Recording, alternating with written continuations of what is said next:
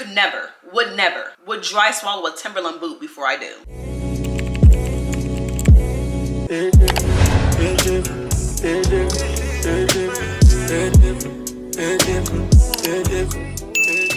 What's up, y'all? It's your girl Christiana. Welcome back to my channel, and welcome to a very juicy Q&A. So I asked you guys to leave me some questions on Instagram, and honey, let me just say thank you, because the way y'all flooded that response sticker with some great questions. I have so many questions saved here to answer, so this is gonna be long. I'm not gonna waste no time. Let's go ahead and just hop straight into it. So the first thing I got asked about, which I think is a good way to start this video, is why did I leave YouTube? The biggest thing I think that contributed to leaving YouTube was really just my TikTok taking off and Instagram really taking off. And I was so overwhelmed with trying to keep up. Like, TikTok kind of forces you into the cycle of having to constantly create, like you're on a hamster wheel.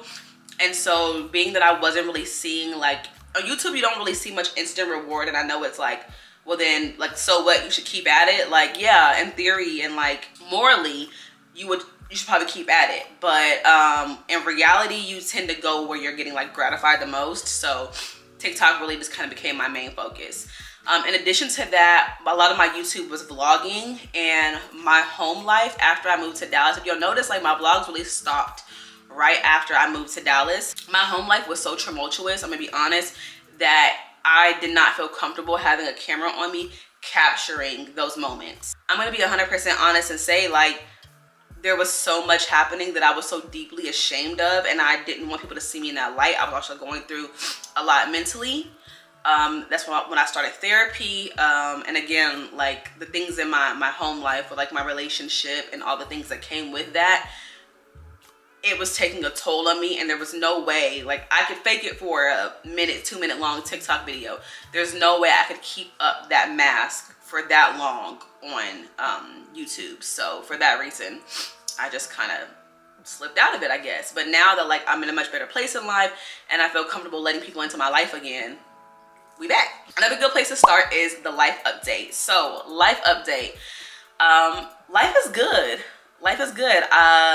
I love Dallas, even though, you know, I'm single now. I still have like friends here. I'm still like, it's still beneficial for me to be in Dallas. Moving to Dallas was never solely about my ex. So I'm so glad that it wasn't, because when things don't work out, I still feel good about my move. I'm moving soon. Speaking of moving, I'm moving out of the current place I'm in now. I actually get my keys on Monday, so it'll be tomorrow by the time you guys see this video. Moving into my dream apartment, so I'm so excited about that. I'm dating, I'm picking up new hobbies, one of those being like reading, another one being walking. I'm just enjoying life. I've been traveling so much. Like, I can say life is good. Like, life is really good. For the first time in a long time, I can say, like, I'm happy, and I'm not just having to portray an image of happiness, you know? Career is going great. I'm really like settling into this as a career. I've been a full-time content creator for almost 3 years. It'll be 3 years in December. And I think, like, it's such a wild ride to be a full-time creator, because when you start it off, it's scary, right? And like, I don't think anybody talks about it, or maybe nobody else is experiencing this, but when I started off, I thought I was making good money to like sustain me. And I quickly learned how unstable this career really is when it comes to like how you get paid, how frequently you get paid, when the brands are late. Like, there's so much that really goes into getting paid here, and I didn't really realize that. So I had like that rocky start where like finances was a little, they was a little iffy. And then I had like my blow up stage where it was like deal after deal after deal after deal. Like, you know, when you first hit the scene and you really got a lot of buzz around your name, like, you're working. And now I'm kind of settling into this thing where I'm more consistent.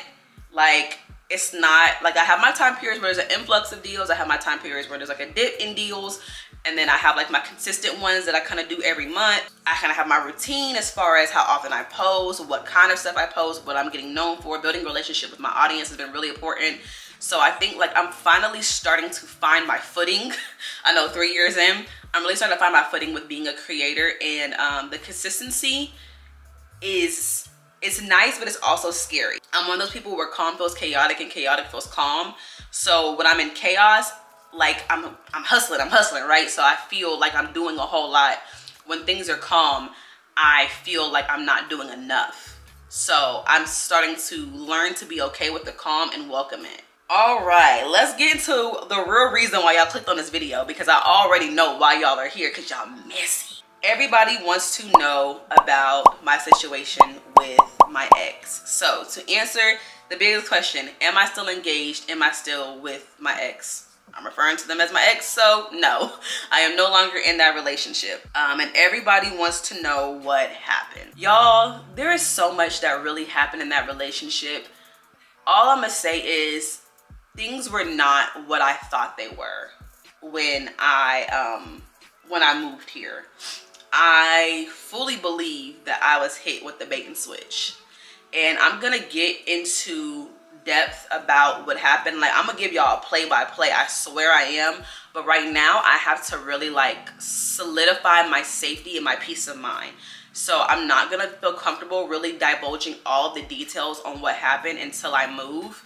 But I will tell you guys why that is. That I feel like I can share. I was manipulated and pretty much like emotionally abused using the threat of that person unaliving themselves. So there were so many things in the relationship that were just going wrong. So many things that I was tolerating that I should not have had to tolerate. So many ways I was being manipulated outside of that in particular. And when everything finally reached a head and I was finally reaching my breaking point, every time I would try to leave this relationship, this person would threaten to harm themselves. And they would either threaten it or they would do it in like a cryptic, like send some cryptic goodbye message and then disappear, turn off their phone or turn off their location, stop answering phone calls and stuff like that. And because I have my own history with losing a close loved one to them unaliving themselves, it was a trigger for me. It's not one of those things a lot of people say, oh, well, if you're gonna do it, then do it. Like, and they act like they don't really care about that threat. I don't have the luxury of not caring about that threat because I've seen in real time that that's not always an empty threat. It's put me in a place where I now feel responsible for that person's mental well-being. And the idea that they may harm themselves due to something that I did has been beaten into my head to the point where it is really, really difficult to unlearn that. I'm working on it, and I do feel like I have the right to talk about what I experienced because it was my experience. I lived through this, and if you didn't want people to know what you did, then you shouldn't have done it. But like, it's not on me to protect you because I damn sure wasn't protected. So I'm gonna talk about it, but I'm afraid of the can of worms that this will open. And y'all, the things that transpired in this relationship are so crazy that when I talk about them, I already know the internet is gonna go, they're gonna go crazy. The internet is gonna go crazy. And I need to make sure that I'm in a place to secure not only my physical safety, but my mental and emotional well-being. And I don't feel like I can do that at this time, living in a home that she can somewhat easily access, and living in a home that she knows where I live. So just hold on to that. Y'all are gonna find out what happened soon, but I can't do it right now. But I hope that little tidbit was enough for y'all to like, no. This was not some, oh, we just grew apart. No, this ain't that, baby. Your girl been down through there. How have I been affected with the situation? Honestly, it's made me so like mistrustful of people. I used to be a person who really took people at face value, and like I believe that most people were good. I grew up in small town Kansas. I'm very naive, I think. So I just kind of believe that most people were good, and people who were not good people were few and far between. After this experience, I have seen just how ugly people can be, how manipulative people can be, how the lengths that people will go through to get what they want. And it makes me not want anybody close to me. So it's been increasingly difficult to date, especially now that I'm in this place where I have the status, I have these eyes on me, like I have access to all these different things that I didn't have access to. I'm so worried about what somebody wants from me. And that makes it so hard to let people in. I think that's the biggest way that I've been affected. On the flip side of that, a positive thing is I've really learned what it means to love myself. I can be honest and say that I experienced the things that I experienced in my past relationship because I just didn't love myself the way I thought I did. I thought I loved myself, but reflecting on the things that happened, the things I overlooked, the way I rushed into things, you don't do those things if you love yourself. If I'd have valued myself and thought that I was worthy of love, a complete love, a real love, a slow burning, growing, you know, nurturing love, if I believed that not only that I was deserving of those things, but that they were attainable for me, because that's a whole other thing. Like, thinking that you can actually receive that kind of love and that it's not just for everybody else is such a hard thing to learn. If I had loved myself in that capacity, I would not have allowed half the things to happen to me that happened to me. So I'm now really learning what it means to love myself. I'm learning to stand up for myself. I'm learning to say no. I'm learning to cut people out of my life who show me signs that they are not good for me. So I've learned a lot about caring for myself through this process.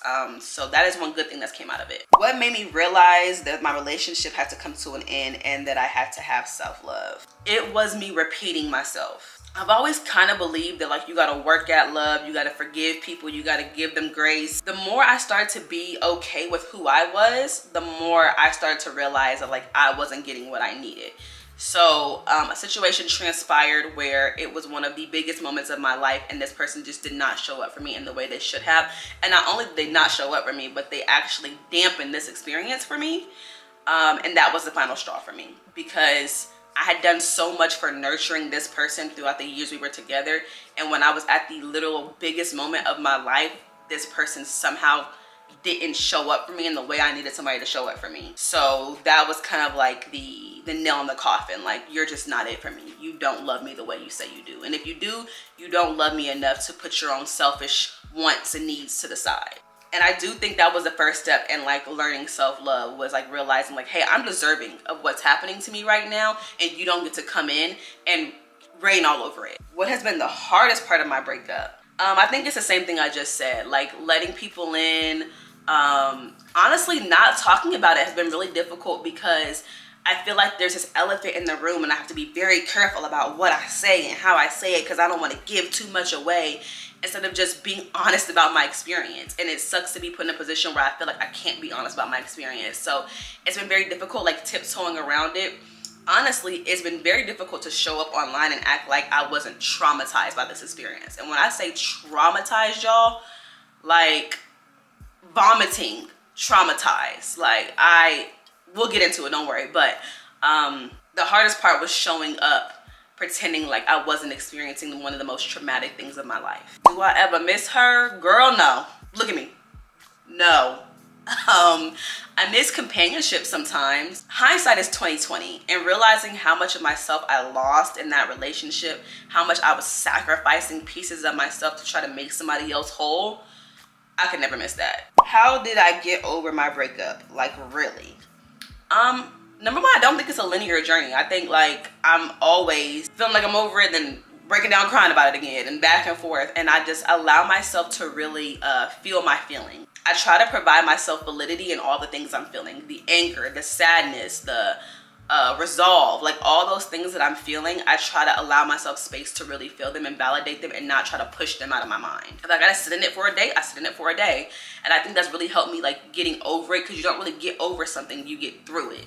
And I know that sounds like so cliche, but it's true that, like, trying to get over something means you built something over that to cover what you experienced. But the thing about covering something is, like, eventually that foundation that was already shaky is going to crumble. You're going to have to deal with it at some point. So providing myself validity and surrounding myself with people who also validated my experience really helped me process through it. Also, doing things that made me feel like I was bettering myself really helped. So getting back into the gym, picking up hobbies like walking, like reading, spending more time with my family, traveling, like doing things that I know was only making me better really helped. And I'm not gonna hold you, the healing was not all healthy. Baby, I was outside.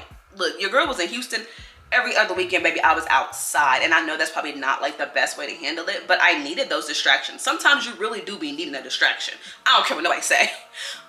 So I needed that, like, fun. And I wasn't, like, out there, like, just trying to, like, hook up with dudes or, like, you know, flirting and dating and stuff like that. Like, I was out there hanging out with my sister. I'm partying, I'm going out with my sister. I'm meeting new people. Like, I'm having fun. I'm really living in the moment. So I think that was also, like, an important part of getting over it, was realizing that there's so much more to life than worrying about this past romantic relationship. And in spirit of getting over things, we're gonna move into the questions because y'all wanted all the tea about my dating life, honey. And of course, like I talk about my dating life on TikTok, so duh, y'all wanted the tea on it. So let's jump into it because your girl got a lot of dating questions. The biggest question, I got this in the responses, I got this on TikTok all the time. Am I done dating women?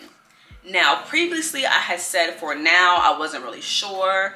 So let me give y'all my reasoning and then I'll answer that in the most direct way I can. I feel like all women deserve princess treatment, right? Like if you're a woman and you desire that kind of treatment, you should absolutely have it. I don't care how you present yourself. Mask, femme, anything in between. You deserve to be treated with softness and, you know, spoiled. I also believe that like your male partners deserve that too, but I don't think they require it in the same capacity that a woman does. And I think it looks different as well, right? I am not in a space to give a woman what she deserves. I have some serious scars from my past relationship, and I can no longer be the person like spoiling somebody else, pouring into somebody else, paying for the trips, paying for the rent, paying for these, you know, I can no longer be that person because like the kind of person that I am, I want you to have everything.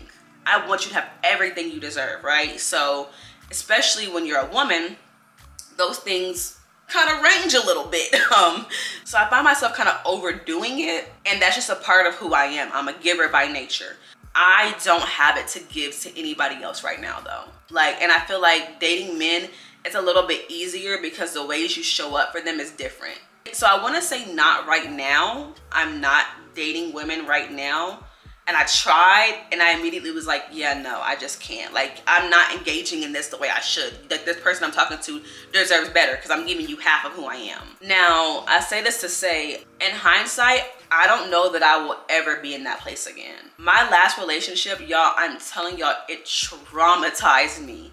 It traumatized me to the point where I don't know that I could ever be that way to anybody else ever again. And I definitely could never be in a space that required me to be that way. Now, yes, are there women who are stable and who want to be providers and who want to spoil you and don't require so much of you? Sure. But the scars that I have won't even allow somebody to get to that point. And the thing about dating men is I feel like men don't really want a lot from you in the beginning except your time, except your attention, some validation, some words of affirmation, maybe some acts of service, you know, cooking for them, cleaning for them, things like that.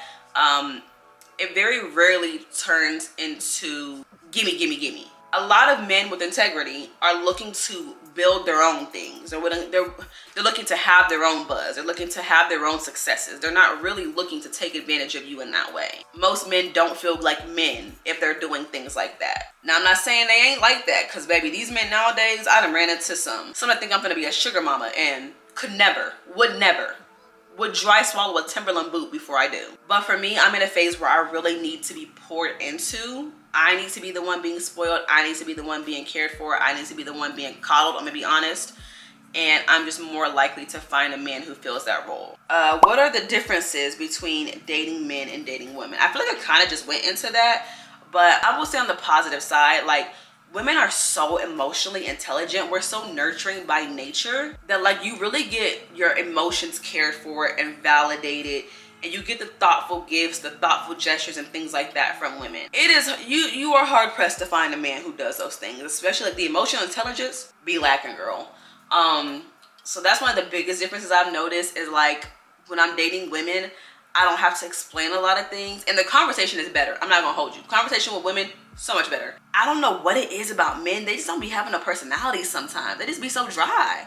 And I think it's because a lot of men don't really like women for real. And I'm not saying that like in a orientation way. I think they like women as far as like their orientation goes, but they don't like the things about women that make them women. You feel me? They don't want to engage in conversation with us. They don't really want us to have our own autonomy or our own thoughts or our own voice. And they don't really care what we have to say. And it comes out in the way you're getting to know them when I'm the one asking all the questions and they're just answering questions and not asking me anything about myself. Like, boy, this is not an interview. But with women, it's not like that. The conversation almost always flows so organically. And I think that's why there's the like reputation of like the U-Haul when it comes to women relationships, because it's so easy to feel understood by a woman.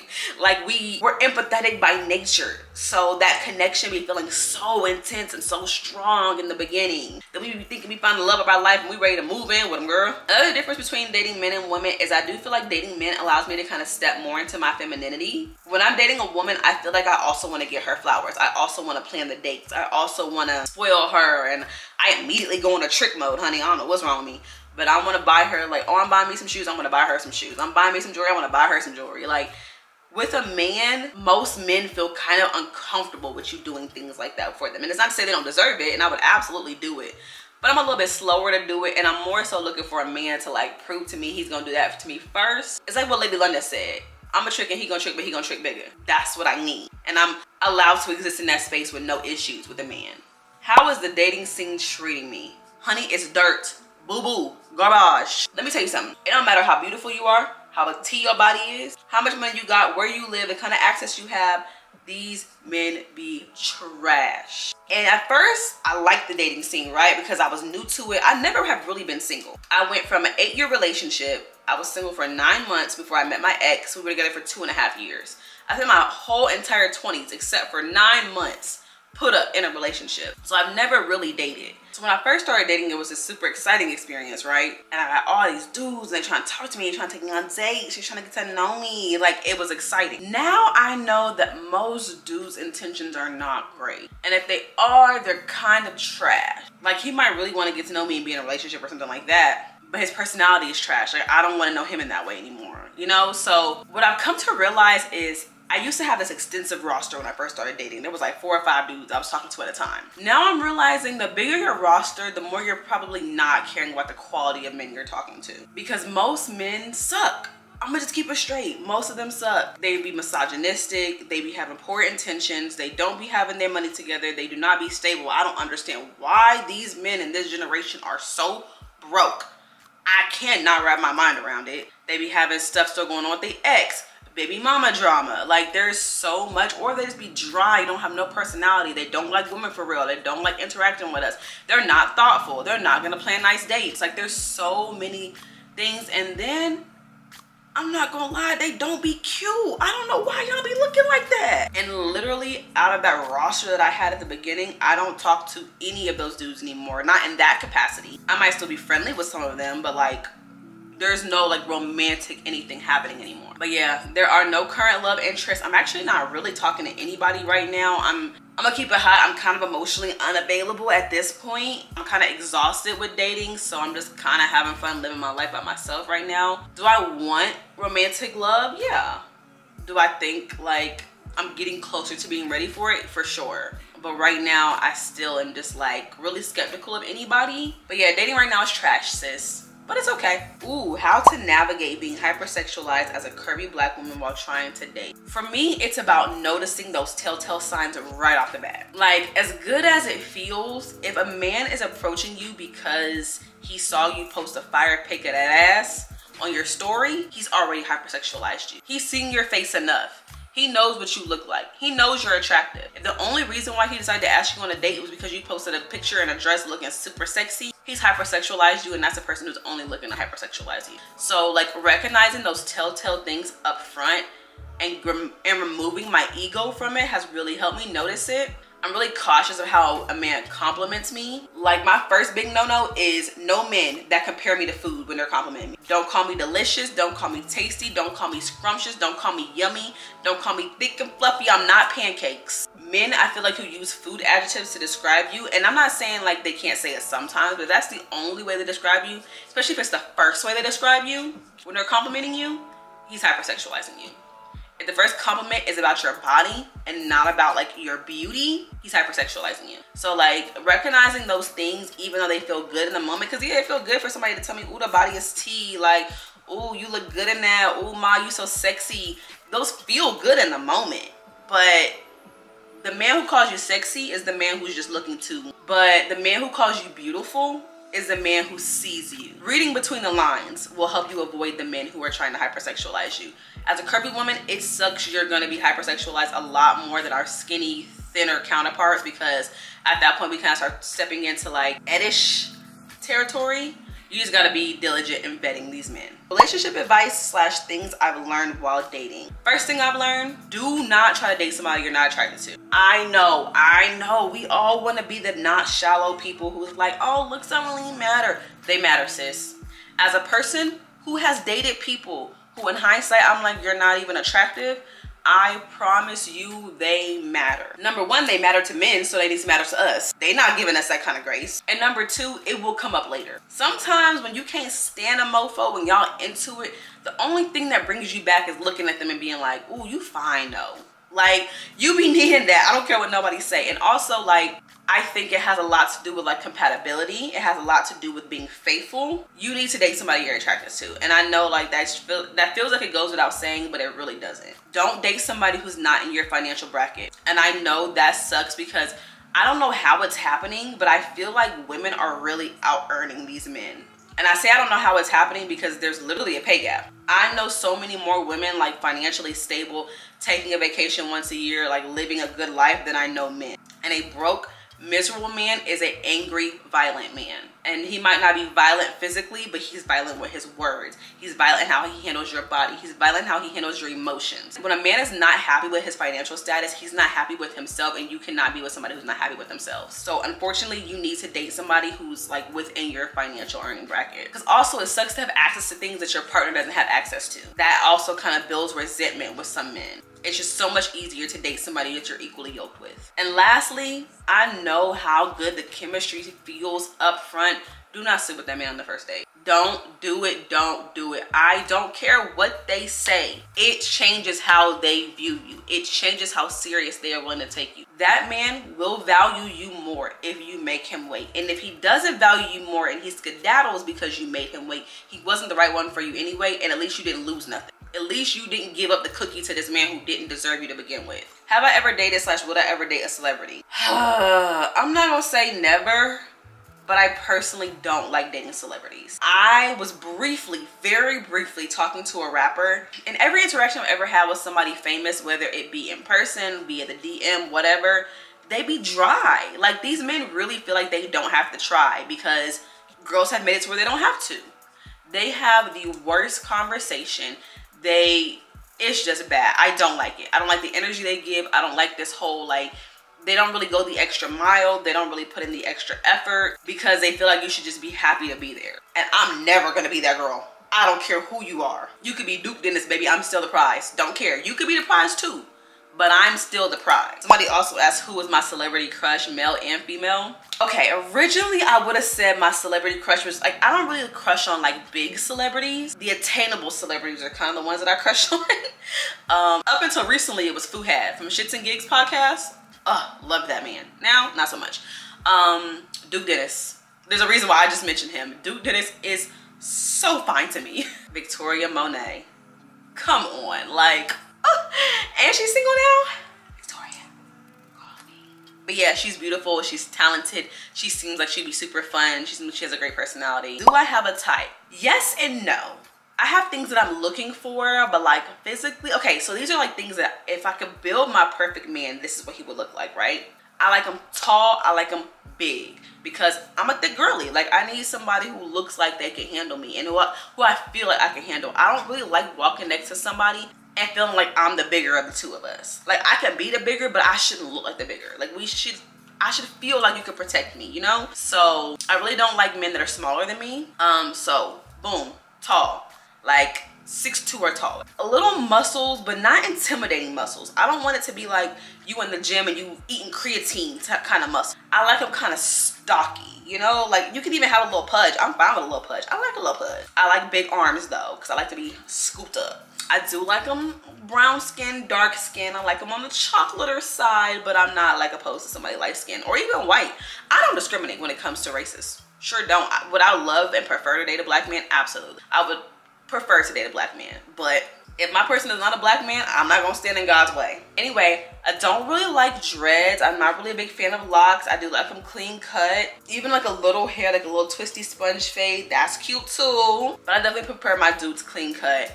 I love a beard. I ain't gonna lie, I love a good beard. And then you just gotta be able to dress. And it's not even that you gotta be able, like, you don't have to be like a fashion god. Like, you ain't gotta be Mr. Put It On, but you gotta have a little sense of style. I can help you, but you gotta have something to start with. I do prefer professional men. I need a man who has a career.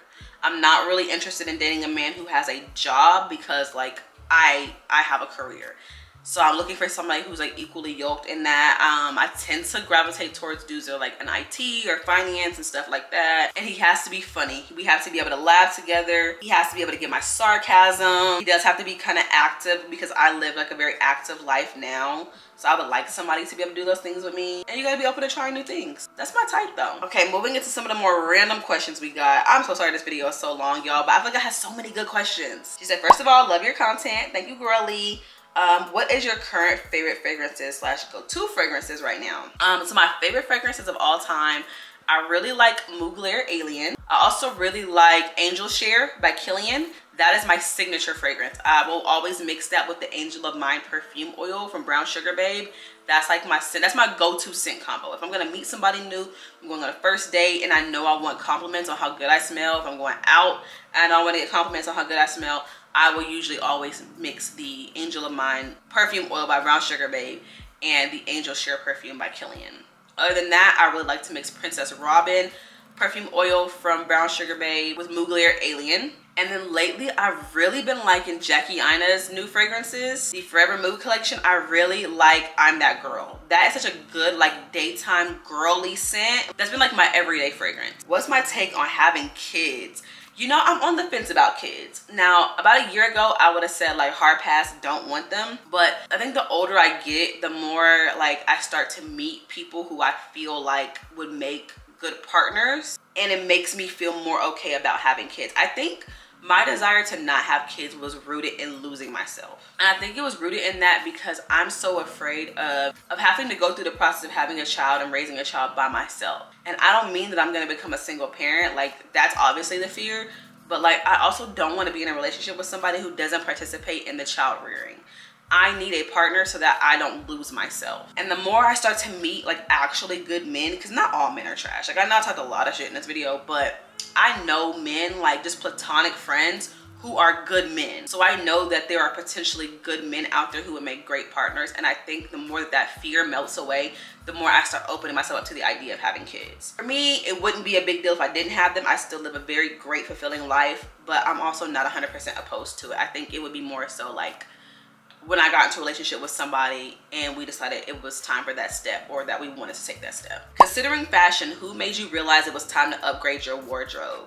You know what? I think the trip with Lorbe really made me want to step up my fashion game. More so step up my accessorizing. Being on a trip with so many of my fashion like icons and influences and like the people I've looked up to in this industry for so long, and just seeing how like they effortlessly put it together, or seeing how much thought they put into like coordinating their look, coordinating their accessories, their hair, their makeup, everything. Like, a look really should have a vibe to it. Like, it should give cutesy girly, it should give dark feminine, it should give street, it should give baddie. Like, whatever it is, it should have a vibe to it.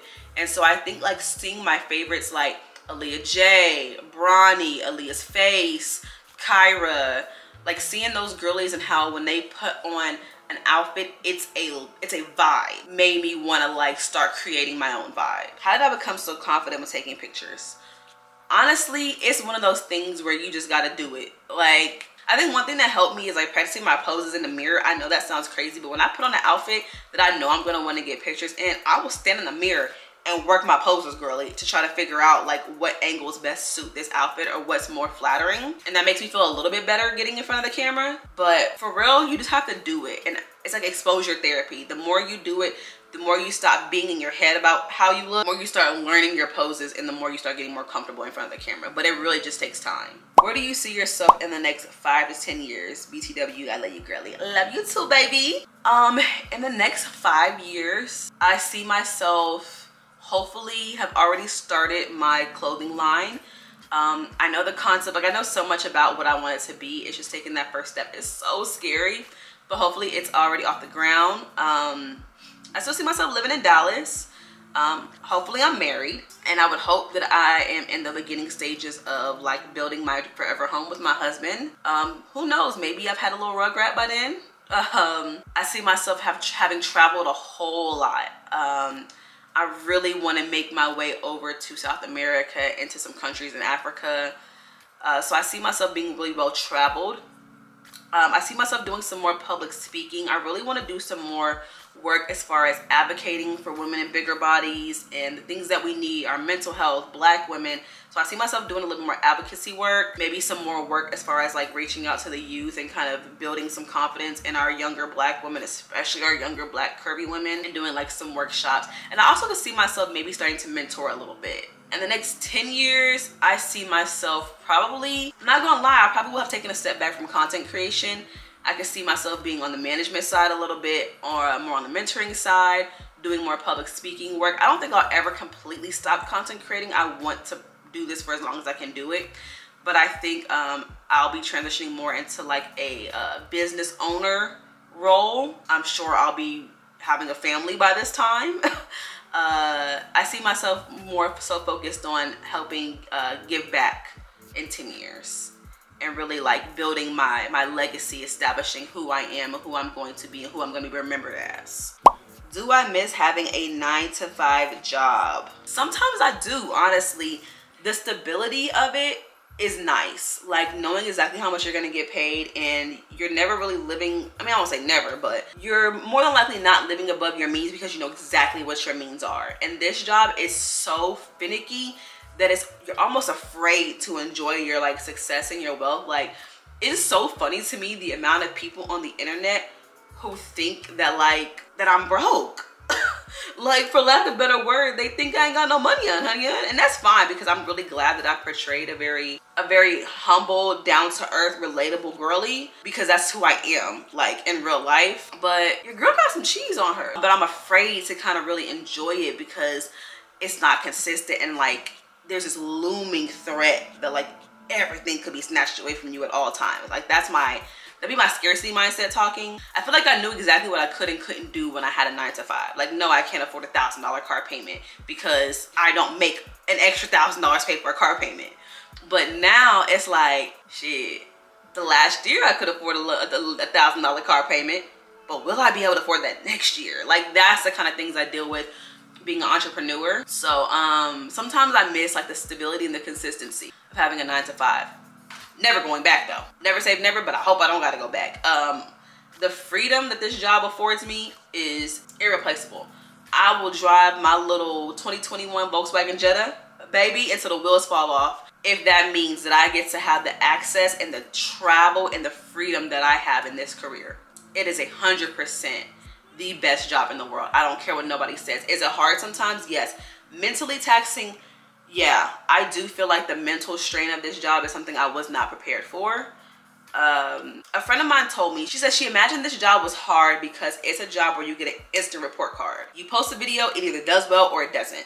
And you ride that high and that low almost daily. So it takes a toll on your mental. Like, imagine if every single day you had to do a check-in with your boss about your performance and you never knew. You never knew if it did good. You could be doing the same thing you were doing the day before, and one day he might just decide it's not good enough. That anxiety of never knowing if you're doing okay really takes a toll on you. I was not prepared for that. So the mental stress of this is one of the downsides of this, but you take the good with the bad, and the good always outweighs the bad. And I'm just being honest. Have I ever had any work done to my body besides the lip fillers? The body is tea. Thank you. No, I never had any other work done. I got lip filler and I get Botox. It's not exactly Botox, it's called Dysport. It's like a milder version of Botox. And so what that does is obviously like calm any lines on my forehead or the middle of my nose, but it also gives me just a little bit of a brow lift. So I kind of get like cat eye effect from it as well. Those are the only things I've ever done cosmetic wise. Okay, now to wrap this video up, finally, I got some advice questions that I want to run through real quick. What advice would you give influencers who are trying to get more exposure to brands? Do dedicated videos for those brands and tag them. That is the easiest way to get noticed. Or jump into their comment section of their social media posts. Like, their social media posts are ran by their social media managers. get on their radar. Start tagging them in your stories. Start making dedicated posts on your page for them. Hop in their comment section and be like, OMG, I love this product. I actually just made a video on it. Prompt them to check out your stuff. That's how you build those connections. How do you feel about your mate watching porn secretly and lying about it? It's the lying about it for me. Like, I don't think there's anything wrong with like watching porn, like do your thing. But it's the lying about it that's a problem. And I would ask them, why do you feel the need to lie about it? Like, I would confront them, let them know you know. I don't care how you found out, let them know you know. And then ask them like, hey, like, it's okay. Like, make sure you create that safe space. It's okay that you do this. I really don't think there's anything wrong with it. Like, if it's some creepy stuff, like some violent stuff, like maybe you need to talk about it. But if it's just regular old whatever, like, let's talk about why you feel the need to do that, why you feel the need to keep it from me, and then is there anything that we're missing in our love life? Do we need to spice it up? Are there some things you want to try? Some things you maybe feel like I wouldn't be interested in that, you know, maybe you want me to try to be a little more open to? Like, have those conversations, because I think we're so weird around like intimacy. To create a safe space, you might find out a lot more about that person, and it might be a chance to like spark something, you know, set something off. Have a conversation, but confront them about it. Confront them about the lying for sure, because they need to apologize for that. You need to figure out why they feel like they needed to lie. How do I encourage my wife to work out? I wouldn't touch it. I'm not even gonna hold you. Wouldn't touch it. Because you gotta figure out your reasons for wanting her to work out. Would you want her to work? I'm gonna assume that your wife is probably like in a bigger body. Would you want her to work out if she was skinny? If she was naturally thin, would you be pressuring her to work out? If the answer to that is no, you need to check your fat phobia. Now, if your issue is that she has gained weight and you're no longer attracted to her, have that conversation. If your issue is that she's got some health conditions and you feel like working out is necessary, have that conversation. But have the conversation about the root cause, not the symptom. You are trying to fix the root cause of what you feel by fixing the symptom, and it's not gonna work. She's just gonna feel degraded, demeaned, and she's gonna resent you. Be a man, because this came from a man. Be a man, acknowledge your bias, and have a real conversation about it. You would be surprised how much more open and willing that woman would be to receiving your criticism, and how much that might motivate her to get into the gym and start taking her health seriously if she knew how much it was affecting your relationship. But I'm gonna be real, it's her body, and if she's just fine with her body the way it is and she doesn't want to work out, she doesn't want to do those things, you can't make her do it. You can only control your actions. Thoughts on a 33-year-old woman dating a 21-year-old guy? Stella, do your thing. I don't see anything wrong with it as long as you know what it is. You're never gonna get a 21-year-old guy to be your husband. It's not a good idea. You guys are in two different phases of your life. Y'all have had two different sets of life experiences. There are certain things that you're just not gonna understand. Y'all are gonna have disconnects on so many levels. That is not your soulmate. I'm gonna tell you straight up, that's not your soulmate. But y'all can have fun together. I'm sure the bedroom is amazing.